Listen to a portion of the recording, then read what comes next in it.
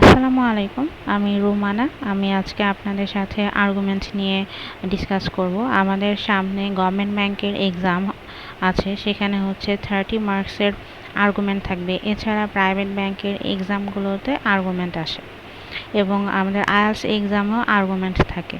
তো সেক্ষেত্রে আর্গুমেন্ট লেখার জন্য কিছু স্পেসিফিক ফরম্যাট আছে, যে ফরম্যাটটা ফলো করে আমরা যে কোনো রকমের টপিকই আসুক না কেন আমরা আর্গুমেন্ট ইজিলি লিখতে পারবো। এবং আপনি যে এক্স্যাক্টলি মার্কস, যেমন গভর্নমেন্ট ব্যাংকের এক্সামে আর্গুমেন্টে আপনার 30 মার্কস দেওয়া আছে, তো আপনি যদি এই ফরম্যাট ফলো করে যদি লিখেন, তাহলে সেক্ষেত্রে আপনি 30 মার্কসের মধ্যে মিনিমাম 20 ও 21 আপনি অবশ্যই পাবেন। সো অল আবার ডিপেন্ড করছে আপনি কতটা ভালোভাবে ফরম্যাটটা ফলো করছেন এবং আপনার যেন গ্রামাটিক্যাল এরর না থাকে। মাঝে যে কিছু কথা আপনি নিজের মতো বানিয়ে লিখবেন, সেগুলো যেন গ্রামাটিক্যাল এরর না থাকে, সেদিকে ফোকাস দিতে হবে। সো আমাদের আর্গুমেন্ট লেখার জন্য দুইটা সিস্টেম আছে। আমি ফার্স্ট সিস্টেমটা বলবো যে আর্গুমেন্ট যখন একতরফা বলা থাকবে, অর্থাৎ আর্গুমেন্টে যদি এরকম বলা থাকে কোশ্চেনে যে do you agree or disagree, then to what extent do you agree or disagree, how far do you agree with the statement, and then choose a position and support it with example. তো এরকম যখন আমাদের কোশ্চেনের শেষের দিকে যখন এরকম line লেখা থাকবে, এই লাইনগুলো লেখা থাকলে আমাদের এই ফরম্যাটটা ফলো করতে হবে। সো এই ফরম্যাটটা ফলো করার জন্য আমাদের যেটা করতে হবে, এখানে ইন্ট্রোডাকশন আপনার মুখস্থ করে ফেলবেন, দেন ফার্স্ট প্যারা, সেকেন্ড প্যারা এবং কনক্লুশন মুখস্থ করে ফেলবেন। তো এই যে আমাদের ফার্স্ট যে ইন্ট্রোডাকশন যেটা দিয়ে শুরু হবে, সেখানে the discussion about weather or not, এখানে টপিকের সেন্টেন্স, অর্থাৎ যে টপিকটা আপনার কোশ্চেনে দেওয়া থাকবে সেই টপিক্যাল লাইনটা এখানে লিখবেন। দেন নেক্সট লাইন লিখবেন যে it is very usual that people hold different views over a controversial topic and are incline to put forward strong feelings and reasoning. অর্থাৎ এই যে লাইনগুলো আছে না, এই লাইনগুলো আপনার মুখস্থ থাকবে। মাঝে যে টপিক সেন্টেন্স আমি যে ব্র্যাকেট দিয়ে যেটা মেনশন করেছি, এখানে কি কোশ্চেনটা দিবেন, মানে যে টপিকের ওপর আর্গুমেন্ট লিখতে বলা হয়েছে সেই টপিকটা এখানে লিখবেন।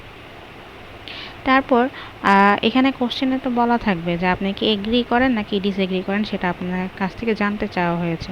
তা আপনি যদি এগ্রি করেন সেই টপিক স্টেটমেন্ট অনুযায়ী, তাহলে আপনি আপনার এগ্রি করলে সেই লাইনটা লিখবেন, যেমন for some specific reason my inclination goes in favour of this statement or goes against this statement. So আপনি যদি এগ্রি করেন তাহলে এতটুকু পর্যন্ত লিখবেন, আর ডিসএগ্রি করলে এই লাইনটা লিখবেন। দেন এতটুকু লেখার পর আমাদের ফার্স্ট প্যারা। আচ্ছা, আরেকটা জিনিস বলবো, এখানে যেরকম ইন্ট্রোডাকশন, ফার্স্ট প্যারা, সেকেন্ড প্যারা এরকম ইন্ডিকেট করে দেওয়া আছে, আপনারা কিন্তু আর্গুমেন্ট লেখার সময় এটা লিখবেন না, অর্থাৎ ইন্ট্রোডাকশনে এই কথাটা লেখা লাগবে না। আপনি এটা জাস্ট বোঝানোর স্বার্থে বলা আর কি, যে আমাদের ইন্ট্রোডাকশনে এই প্যারাটা হবে, দেন ফার্স্ট প্যারা হবে এটা, সেকেন্ড প্যারা এটা, অ্যান্ড দেন লাস্ট কনক্লুশন। দেন এতটুকু লেখার পর তারপর আমরা আমাদের মেন কথাতে আসবো, যেখানে there are good number of reason that can compel one to go in favour of the statement or against the statement. আপনি যদি আপনার আর্গুমেন্টের যে টপিক আছে সেটার এগেনস্টে যদি আপনি বলে থাকেন, তাহলে আপনি এগেনস্ট লিখবেন, অথবা তার ফেভারে যদি থাকেন তাহলে আপনি বলবেন in favour of the statement. তারপরে এই লাইনটা আপনি লিখবেন ফার্স্ট অ্যান্ড ফরমোস্ট, দেন একটা এক্সাম্পল দিবেন যে কী কারণে আপনি এগ্রি করছেন এই স্টেটমেন্টটা, সেটার একটা উদাহরণ দিতে হবে। এটা নিয়ম আর্গুমেন্টের, যে এক্সাম্পল দিয়ে বলা। দেন এক্সাম্পল দিয়ে বলার পর দেন আপনি আপনার এই ফার্স্ট প্যারাটা কমপ্লিট করবেন। দেন সেকেন্ড প্যারাতে যেটা আসবে যে there are however some argument against this which I am going to discuss now initially for instance. আচ্ছা, তো সেকেন্ড প্যারা আপনার ফার্স্ট প্যারাতে যদি আপনি ইন ফেভারে থাকেন আপনার স্টেটমেন্টে, তাহলে সেকেন্ড প্যারাতে এগেনস্টে, অর্থাৎ আপনি কেন এটার এগেনস্টে সেটার কথা আপনি বলবেন। তারপরে বলার পর দেন আপনি আরেকটা এক্সাম্পল হিসেবে কিছু লাইন আপনি লিখবেন, আপনার এক্সাম্পল কী কারণে আপনি তার এগেনস্টে সেটা হচ্ছে আপনি বলবেন। প্রথমত হচ্ছে এখানে আমি কি কারণে আপনি হচ্ছে এটার পক্ষে সেটা আপনি বলবেন, কি কারণে আপনি এটার বিপক্ষে সেটা হচ্ছে এখানে জাস্ট এক লাইন বলবেন। আর যদি না বলেন, না বললেও সমস্যা নাই, আমরা হচ্ছে ফার্স্ট প্যারা দিয়ে হচ্ছে এটা কাভার আপ করা যাবে। দেন কনক্লুশনের ক্ষেত্রে হচ্ছে কি যে এই লাইনটা আমাদের হুবহু মুখস্থ করতে হবে। যে in conclusion after analysing all the point in favour and against the set topic, that means হচ্ছে আপনার যে টপিকটার উপর হচ্ছে আপনি আর্গুমেন্ট লিখেছেন, তো সেই টপিকের নাম এখানে হবে। অ্যান্ড দেন হচ্ছে I would like to restate my opinion and I am in favour or against this statement. তো এখানে অল অ্যাবাউট যেটা, যে আমি কিসের জন্য এগ্রি করছি অথবা কিসের জন্য ডিসএগ্রি করছি, সেটা হচ্ছে আমরা এখানে বলবো। বলার পর দেন হচ্ছে আমাদের কনক্লুশন এখানে আসবে এবং আমরা একটা এক্সাম্পল কিন্তু অবশ্যই দেবো। কিসের জন্য আপনি এগ্রি করছেন সেটার এক্সাম্পল আপনি দিবেন। আর সেকেন্ড প্যারাতে কিসের জন্য আপনি ডিসএগ্রি করছেন সেটাও হচ্ছে আপনি আপনার 2 থেকে 3 লাইন বলে এটা কমপ্লিট করবেন। দেন হচ্ছে কনক্লুশন এটা তো হুবহু মুখস্থ করবেন। তো আমাদের এই ফার্স্ট আর্গুমেন্টের যে ফার্স্ট যে ট্রিক, সে ট্রিকে যদি এরকম থাকে যে আমি কেন এগ্রি অথবা ডিসএগ্রি করছি, তাহলে আমি এই ফর্ম্যাটটা মুখস্থ করব। এই ফর্ম্যাটটা হুবহু মুখস্থ করে ফেলবেন। জাস্ট হচ্ছে মাঝের যে কথাগুলো এক্সাম্পল যেটা, সেটা আপনি আপনার নিজের মতো করে দিবেন এবং হচ্ছে কেন সে টপিক রিলেটেড জাস্ট 4 থেকে 6-7 লাইন হচ্ছে আপনি আপনার মতো করে লিখে দিবেন। এরপরে আমাদের আরেক টাইপের হচ্ছে আপনার আর্গুমেন্ট আসে, সেটা হচ্ছে বোথ ভিউস, অর্থাৎ আপনাকে দুইটাই হচ্ছে বলতে হবে যে কেন হচ্ছে আপনি এখানে এগ্রি করছেন, অথবা আপনার মতবাদ বলতে হবে।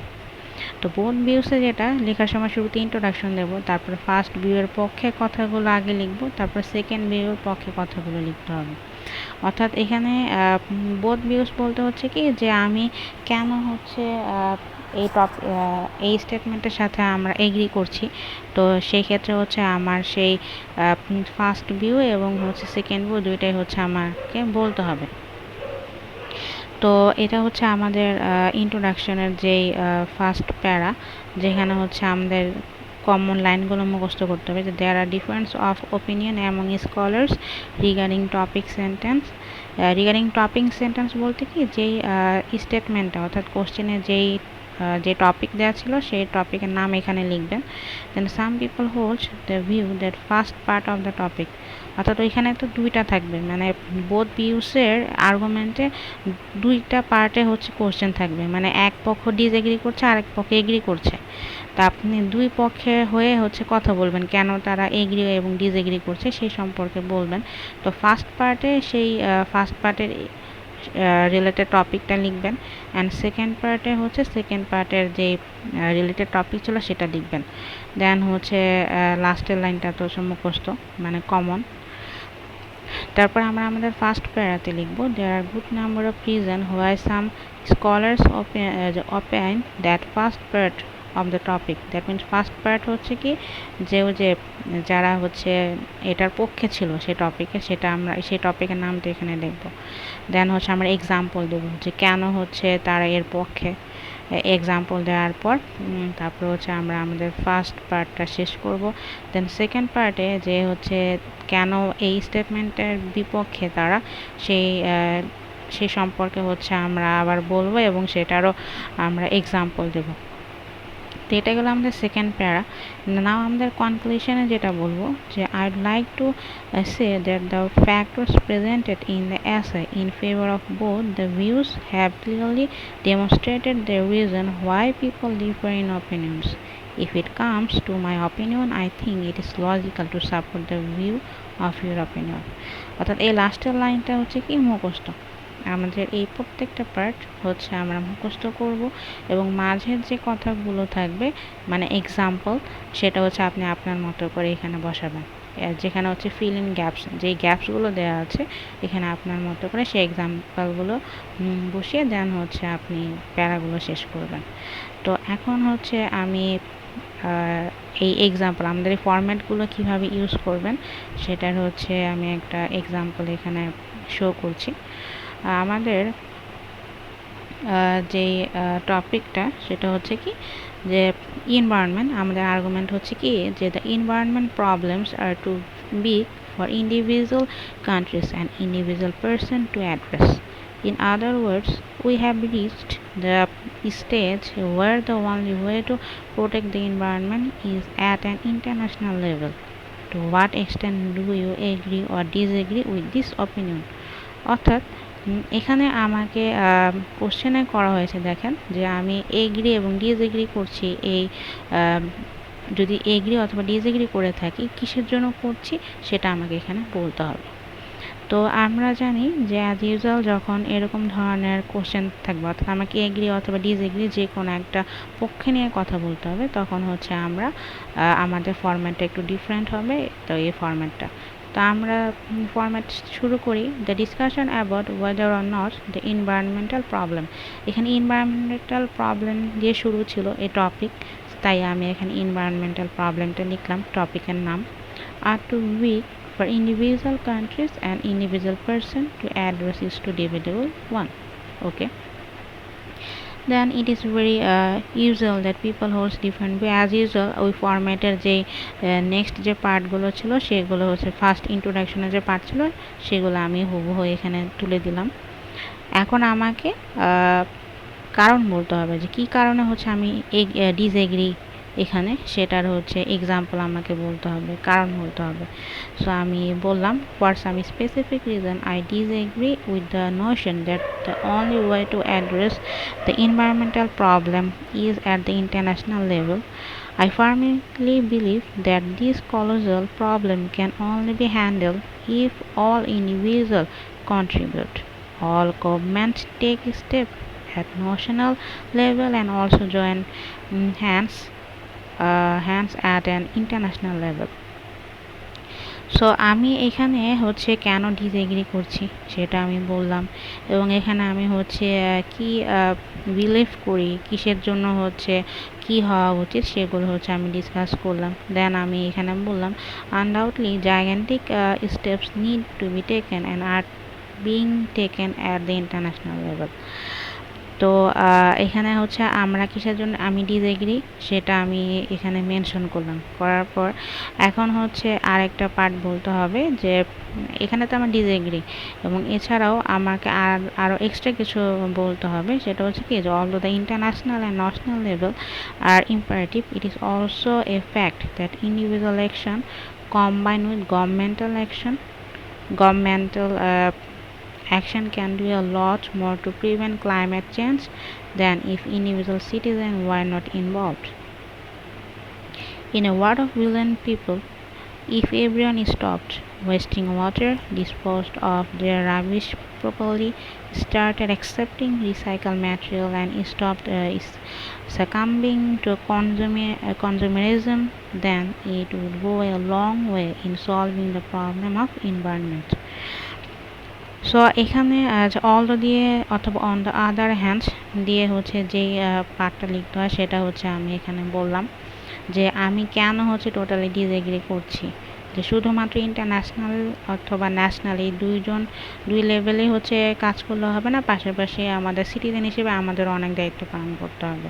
তো সেগুলো হচ্ছে আমি এখানে ডিসকাস করার পর দেন হচ্ছে আমাদের যে লাস্ট যে পার্ট যেটা কনক্লুশন, যে লাস্ট পার্টে যে কনক্লুশন যেটা আমরা মুখস্থ সেটা হচ্ছে আমরা এখানে লিখব যে in conclusion after analysing all the points I would like to emphasize that individual citizens should not sit back and say it is someone else's responsibility to protect the environment. I think what I have stated emphasize this point and requires no more discussion.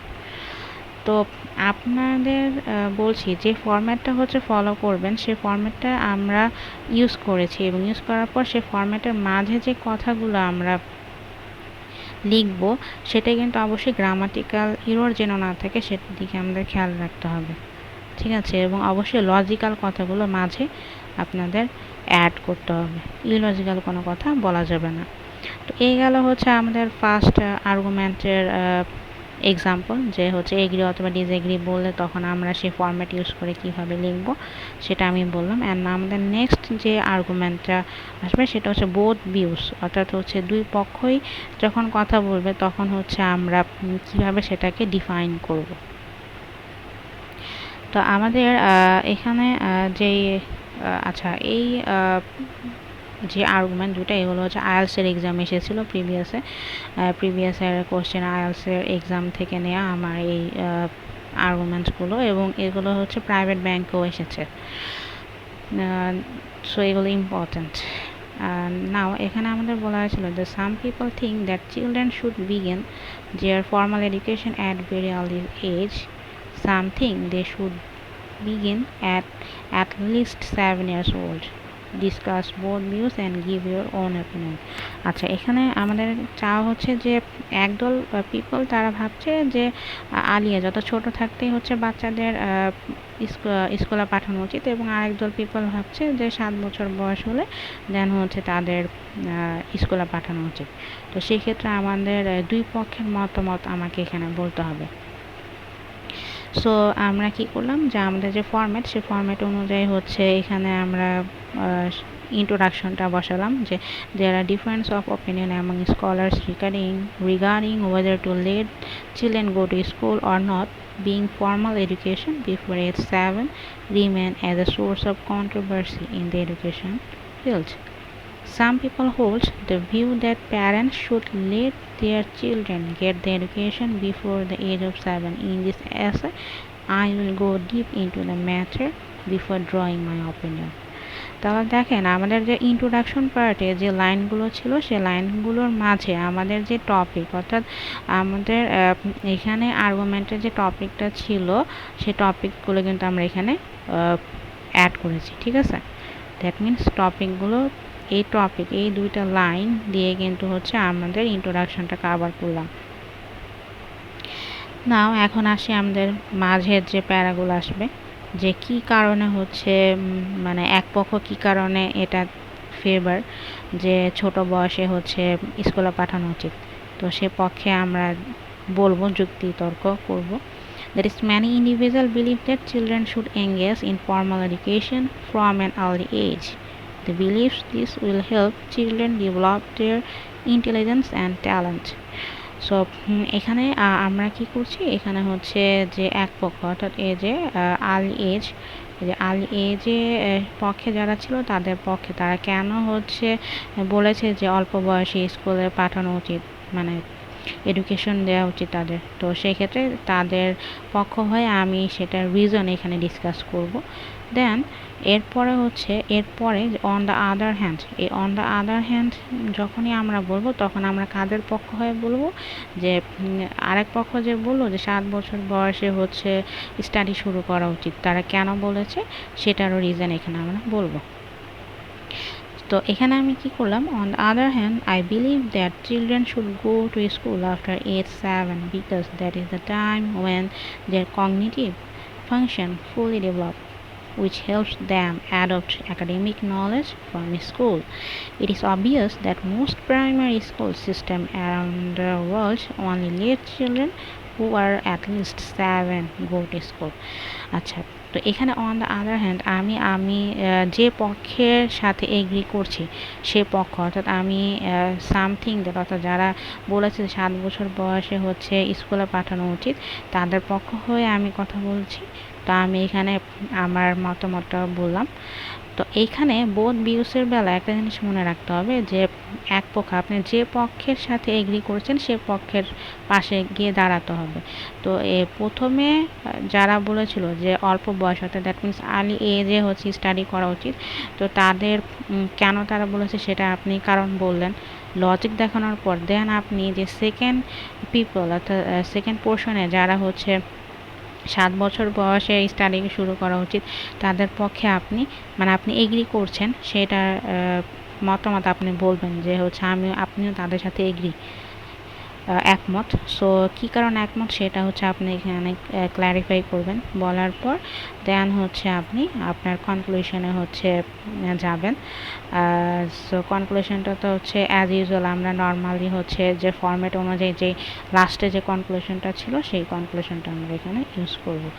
So এই হচ্ছে আমাদের argument. আপনি 30 মার্কসের যে argument আসবে এক্সামে, সে 30 মার্কসের আর্গুমেন্টে আমরা যদি ফরম্যাট ফলো করে, প্রপারলি ফরম্যাট ফলো করে এবং মাঝে যে কথাগুলো সেগুলো যদি হচ্ছে আপনার ইনফরমেটিভ কথাগুলো যদি আপনি অ্যাড করতে পারেন, ইনশাআল্লাহ আপনার হচ্ছে 30 মার্কসের মধ্যে, গভর্নমেন্ট ব্যাংকে তো 30 মার্কসের আর্গুমেন্ট থাকবে। সো আপনি 30 মার্কসের মধ্যে 21 অর 23 আপনি পাবেন মিনিমাম।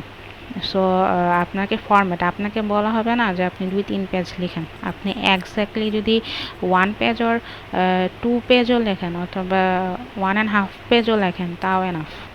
সো আপনি 1.5 পেজ লেখেন অথবা 1 পেজ লিখেন, আপনাকে গ্রামাটিক্যাল ইরর যেন না থাকে এবং যে ফরম্যাট বলেছি সেই ফরম্যাটটা যেন ঠিক থাকে, সেই ফরম্যাট ফলো করে যেটা আপনি লিখতে পারেন আপনার মার্কস পাবেন।